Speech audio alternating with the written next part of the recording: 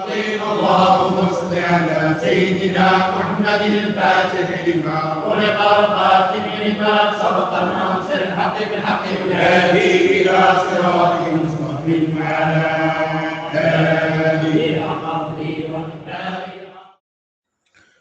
السلام عليكم ورحمة الله وبركاته.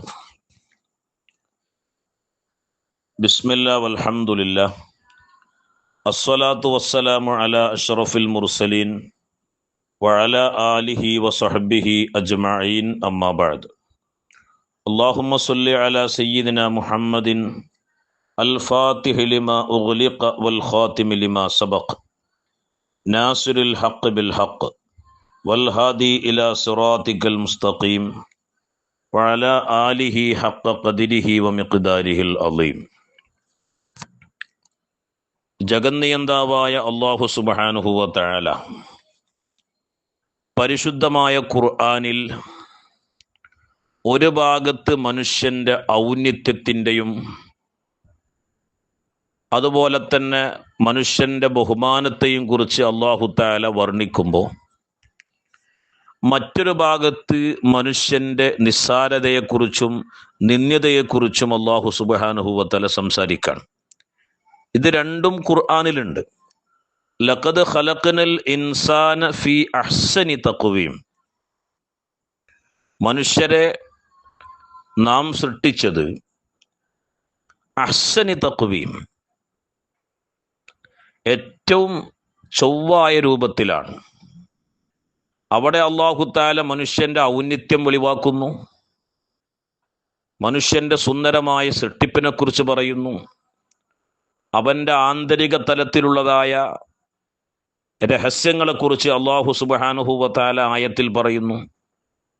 എന്നാൽ മറുഭാഗത്ത് അല്ലാഹു തആല പറയുന്നു, ഉലൈക കൽ അൻആം ബൽ ഹും അളൽ, അക്കൂട്ടർ ആടുമാടുകളെ പോലെയാണ്, എന്നല്ല അതിനേക്കാൾ അധപ്പതിച്ചിട്ടാണ്. അപ്പൊ വൈരുദ്ധ്യമായ രണ്ട് പ്രയോഗങ്ങളാണ് അല്ലാഹു സുബ്ഹാനഹു വ തആല നടത്തുന്നത്. ഇതിൽ നിന്ന് നമ്മൾ മനസ്സിലാക്കേണ്ട ഒരു കാര്യം എന്തെന്ന് വെച്ചാൽ, ആദ്യ ഭാഗത്ത് അല്ലാഹു തആല ഒരു മനുഷ്യന്റെ ഔന്നിത്യം പറയുന്നത്, ഒരു മനുഷ്യനെ അല്ലാഹു തആല എന്തിനു വേണ്ടിയാണോ സംവിധാനിച്ചത് ആ സംവിധാന രഹസ്യം മനസ്സിലാക്കി അതിനു വേണ്ടി ഒരാൾ പണിയെടുത്തു കഴിഞ്ഞാൽ ഉന്നതമായ തലങ്ങളിലേക്ക് ഒരു മനുഷ്യനെ എത്താൻ കഴിയുമെന്നുള്ള ഒരു വലിയ സൂചന അല്ലാഹു സുബ്ഹാനഹു വ തആല നൽകുകയാണ്.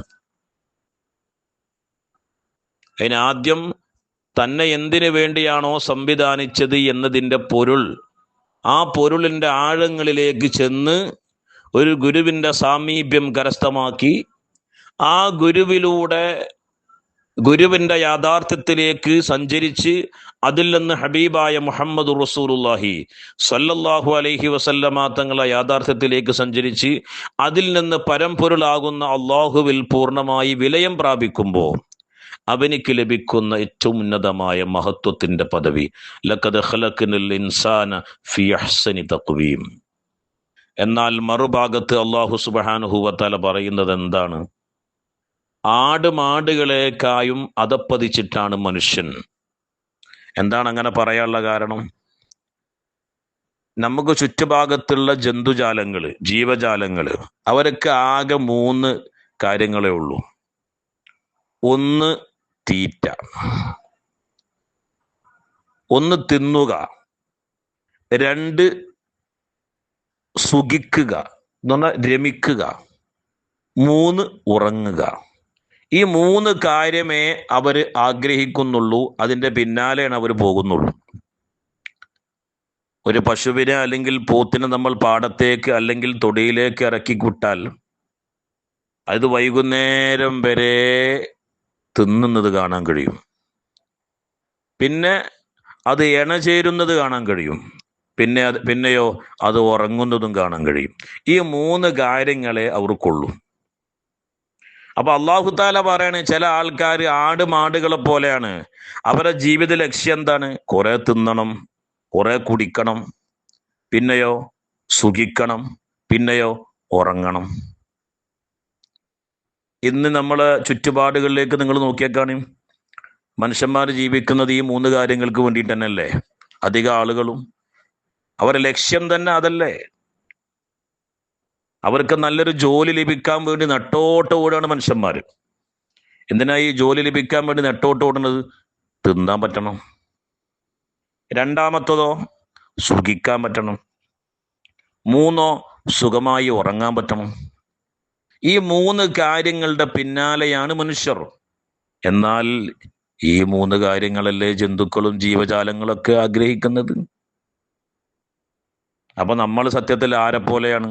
ഈ ആടുമാടുകളെ പോലെയാണെന്ന് മാത്രല്ല, ബൽഹും അളല്, അതിനേക്കാൾ അതപ്പതിച്ചിട്ടെന്ന് പറയാനുള്ള കാരണം എന്താ? മനുഷ്യന്മാർ ഈ ജീവജാലങ്ങളെക്കാളും അതപ്പതിച്ചിട്ടെന്ന് പറയാനുള്ള കാരണം എന്താ? അവരെ അള്ളാഹു താല അള്ളാഹുവിനെ അറിയാൻ വേണ്ടി പഠിച്ചതല്ല. അവർക്ക് ജീവിത ലക്ഷ്യങ്ങളില്ല. അള്ളാഹുവിനെ മനസ്സിലാക്കണം എന്നില്ല. അള്ളാഹുവിന്റെ മഅരിഫത്ത് ഉൾക്കൊള്ളണം എന്നില്ല. ആ നൂറു തജല്ലി വെളിവാക്കണം എന്നില്ല.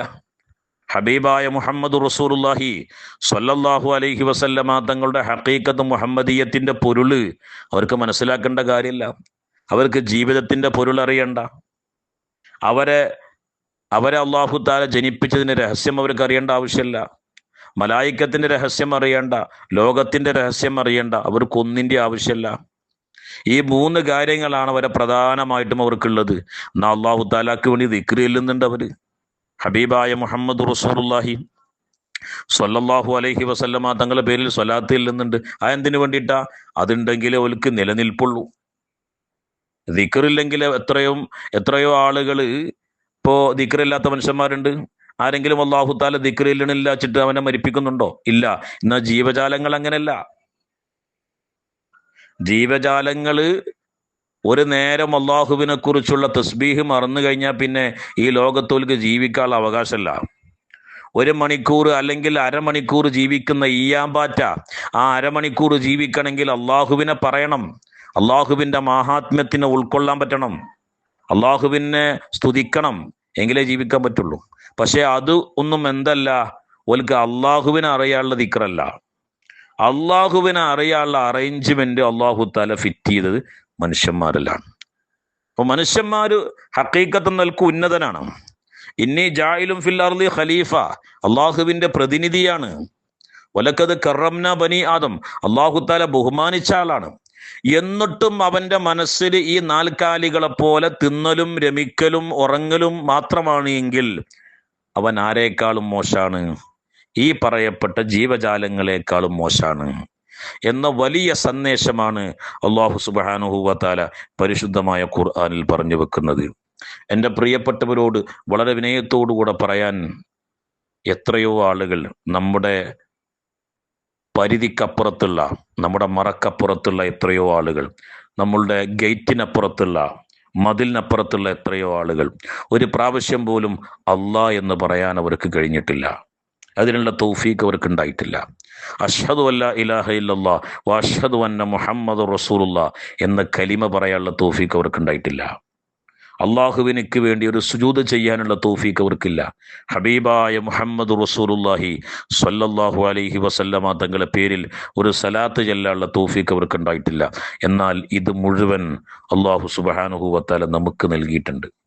അള്ളാഹുവിനെ കുറിച്ച് പറയാനും ദിക്റുകൾ ചെല്ലാനും പരിശുദ്ധമായ പള്ളിയിൽ വന്നുകൊണ്ട് നെറ്റിത്തടം ഭൂമിയിൽ വെച്ചുകൊണ്ട് അള്ളാഹു തആലക്ക് വേണ്ടി നിസ്കരിക്കാനും ഹബീബായ മുഹമ്മദ് റസൂലുള്ളാഹി സ്വല്ലല്ലാഹു അലൈഹി വസല്ലമ തങ്ങളെ സ്നേഹിക്കാനും സ്വലാത്ത് ചെല്ലാനൊക്കെയുള്ള തൗഫീഖ് അള്ളാഹു തആല ഒരു മനുഷ്യന് നൽകിയിട്ടുണ്ട്.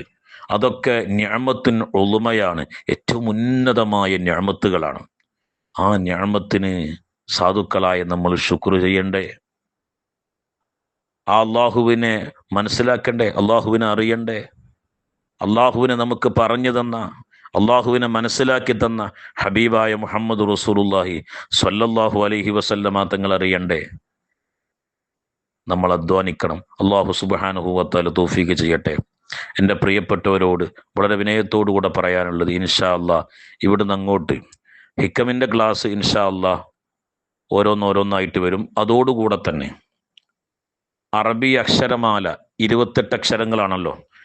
അലിഫും ഹംസയും ഒന്നായി കൂട്ടിയ 28 അക്ഷരങ്ങളാണ്. ഈ 28 അക്ഷരങ്ങൾ അലിഫ് മുതൽ യാ വരെ ഉള്ള അക്ഷരങ്ങളുടെ ഉള്ളിൽ അള്ളാഹു സുബ്ഹാനഹു വ തആല സംവിധാനിച്ച രഹസ്യങ്ങളുണ്ട്. ആ രഹസ്യങ്ങളിലേക്ക് ഇൻഷാ അള്ളാഹ് വരുന്ന ക്ലാസ്സുകളിൽ നമുക്ക് പോകണം. ഇൻഷാ അള്ളാഹ് അടുത്ത ക്ലാസ് അലിഫിനെ കുറിച്ചേക്കാരം, പിന്നെ ബാഇനെ കുറിച്ചേക്കാരം. അങ്ങനെ യാ വരെയുള്ള 28 അക്ഷരങ്ങളെ കുറിച്ച് 28 ക്ലാസ്സുകൾ ഇൻഷാ അള്ളാഹ് വരാൻ പോകുന്നുണ്ട്. അള്ളാഹു സുബ്ഹാനഹു വ തആല കാര്യങ്ങളൊക്കെ മനസ്സിലാക്കാനും കാര്യങ്ങളൊക്കെ അറിയാനും തൗഫീഖ് ചെയ്യട്ടെ. ഞാൻ ഈ ക്ലാസ് എടുക്കുമ്പോൾ നിങ്ങൾക്ക് മനസ്സിലാക്കേണ്ട ഒരു കാര്യം എന്ന് പറഞ്ഞാൽ, നമ്മൾ ഒരുപാട് രഹസ്യങ്ങൾ പറഞ്ഞിട്ട് ജനങ്ങൾക്കിടയിൽ വലിയ ആളാകലല്ല നമ്മൾ ലക്ഷ്യം. അല്ലെങ്കിൽ ഒരുപാട് രഹസ്യങ്ങൾ മനസ്സിലാക്കി വലിയ ആളാകലല്ല നമ്മുടെ ലക്ഷ്യം. ഇതിൻ്റെ പൊരുളുകളൊക്കെ അറിഞ്ഞ് ഇതിലൂടെ അള്ളാഹുവിനെ മനസ്സിലാക്കാൻ കഴിയണം, അള്ളാഹുവിൻ്റെ പ്രവാചകനെ മനസ്സിലാക്കാൻ കഴിയണം. അതാണ് നമ്മുടെ ലക്ഷ്യം.